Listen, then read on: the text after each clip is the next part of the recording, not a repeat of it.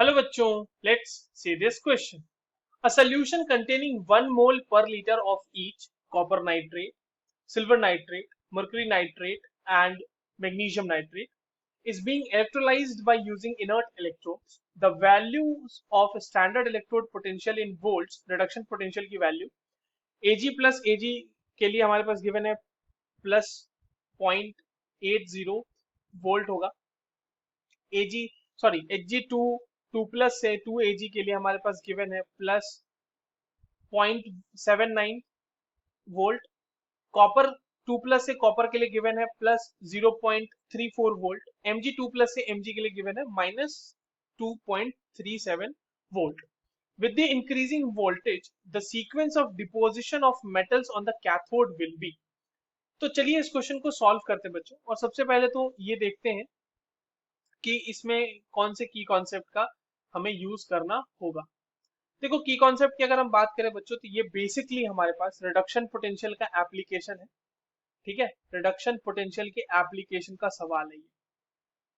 अब समझते हैं कि रिडक्शन पोटेंशियल या फिर जो भी है हमारे पास.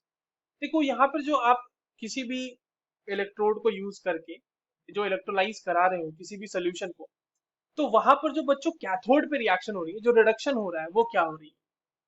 देखिए, कैथोड पे कोई भी मेटल है, मैं इन जनरल मेटल लेके चल रहा हूँ. मेटल के ऊपर लेट से n प्लस चार्ज है, तो वो n प्लस इलेक्ट्रॉन गेन करके वहां से बना रहा होगा मेटल सॉलिड, यही बना रहा होगा. और ये हो रहा होगा रिडक्शन. और इसका बच्चों कुछ ना कुछ रिडक्शन पोटेंशियल होगा इसके लिए, और जो हमारे पास गिवन भी है चार मेटल के लिए. रिडक्शन पोटेंशियल का रिडक्शन रिड्यूस होने की टेंडेंसी से क्या लेना देना है वो समझ लेते हैं. देखिए, greater the value of reduction potential, greater the value of reduction potential, reduction potential,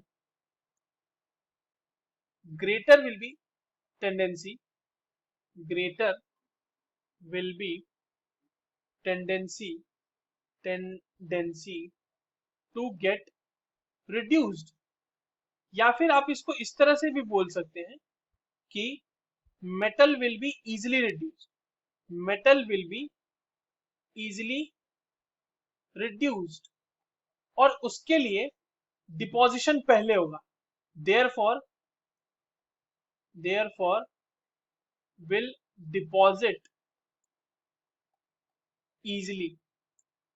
तो देखिए, आपके पास जितने कपल्स दिए हुए हैं यहाँ पे कौन कौन सा दिया हुआ है, तो हमारे पास दिया हुआ है Ag प्लस Ag के लिए.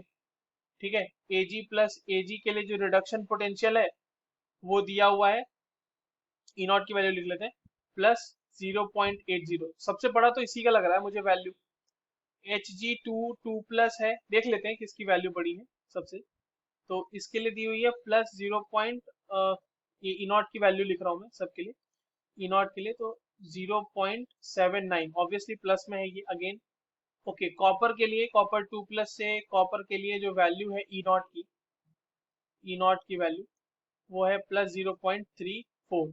ठीक है, और Mg 2 प्लस से Mg के लिए जो ई नॉट की वैल्यू है वो है माइनस 2.37. तो अब बताना है कि वोल्टेज इंक्रीज करें, तो सबसे ज्यादा जैसे वोल्टेज इंक्रीज करेंगे सबसे पहले Ag डिपॉजिट हो जाएगा क्योंकि उसका रिडक्शन पोटेंशियल सबसे ज्यादा है. उसके बाद Hg रिड्यूस हो जाएगा, उसके बाद कॉपर रिड्यूस हो जाएगा, और सबसे लास्ट में मैग्नीशियम रिड्यूस होकर डिपॉजिट होगा.